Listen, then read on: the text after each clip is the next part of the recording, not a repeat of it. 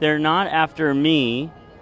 They're after you. I'm just in the way. That's right. What would they throw you in jail for? Because maybe I'm talking against them. Maybe that's all they need. Why would they come after you? Well, because they're coming after everybody in this country. I know Trump's not a pig. I know he's not a messy person.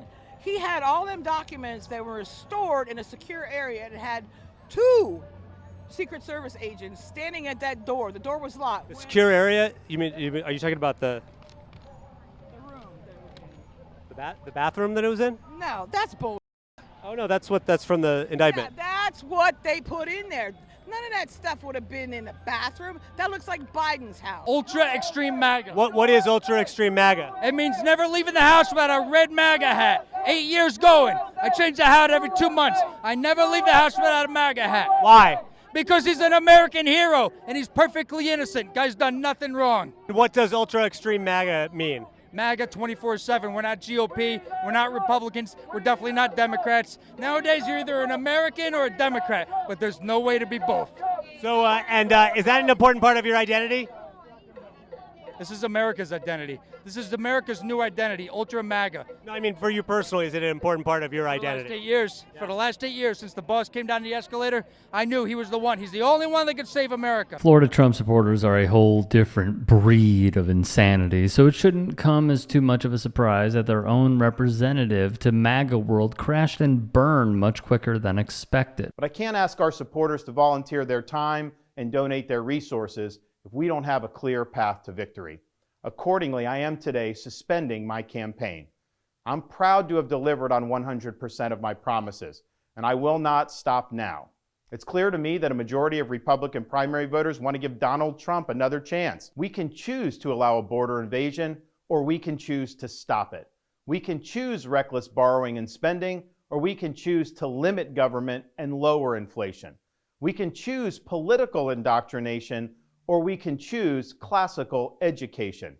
These choices are symptoms of the underlying struggle to ensure that constitutional government can endure and that Western civilization can survive. DeSantis continued to dog whistle to the Republican base on his way out of the primary race in his dropout announcement on Twitter, the same platform where he launched his dumpster fire of a presidential campaign. I'm super excited to have Governor DeSantis make this. Are you there? Can you hear us? I think you broke. I'm here.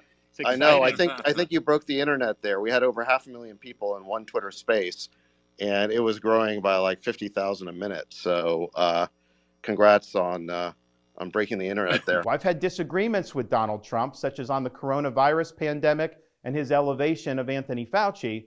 Trump is superior to the current incumbent, Joe Biden. That is clear. I signed a pledge to support the Republican nominee, and I will honor that pledge. He has my endorsement because we can't go back to the old Republican guard of yesteryear. But don't worry, Davram of the Good Liars is making sure Ron doesn't go running back to Florida empty-handed. What? Nothing's going to stop us. Real quick, before we get started, thank you, everyone. Governor DeSantis, I want to present to you this participation trophy. Now, it's probably not going to win the election, right? But we're proud of you for trying. There you go.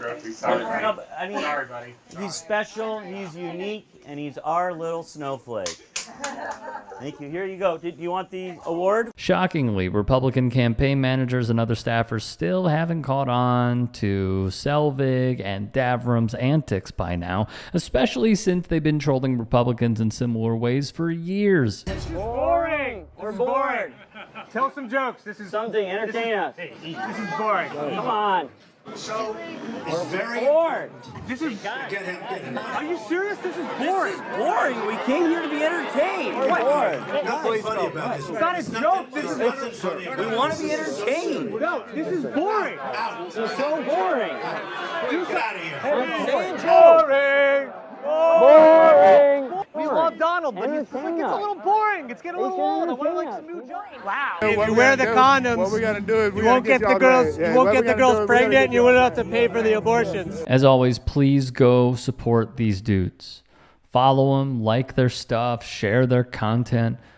And go to their live shows if you can. They do phenomenal work and deserve a bigger audience. Despite DeSantis finally giving up and kissing Trump's ring yet again, he unfortunately still remains relevant in the Republican Party and is a voice the base will flock to, especially in the cesspool that has become Twitter under Musk. They put wire, they put things to keep people out. Biden's saying you got to take that down to let people come in illegally, which is just crazy. And I remarked that if the Constitution was originally understood to mean that a state could not protect itself against an invasion, that the federal government could force a state to allow an invasion, the Constitution would have never been ratified in the first place. Texas would have never joined the Union when it did. So you have Texas here that's holding its ground. They have every right to fortify the border vis-a-vis an invasion, and that's Article 1, Section 10 of the Constitution.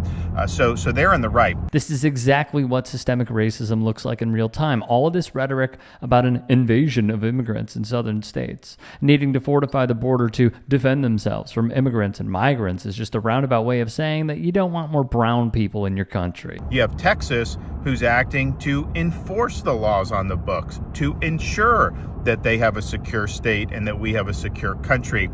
So all of this is just nonsense what Biden's doing.